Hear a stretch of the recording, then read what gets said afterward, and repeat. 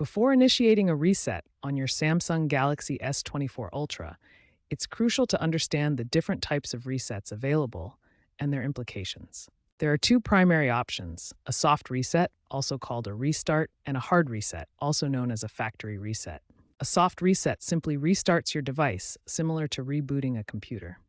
It doesn't erase any data and is useful for resolving minor software glitches or freezing issues. A hard reset, on the other hand, restores your phone to its original factory settings, erasing all personal data, including accounts, apps, photos, and files. This option is used when troubleshooting more severe issues, preparing your phone for sale, or if you've forgotten your lock screen credentials. Backing up your data to Samsung Cloud, Google Drive, or an external storage device is strongly recommended before proceeding with a hard reset to avoid data loss. To perform a factory reset on your Galaxy S24 Ultra, first ensure your phone is charged or connected to a power source. Navigate to Settings, General Management, Reset. Select General Management, then Reset. Select Factory Data Reset. A list of all accounts and data that will be erased will be displayed.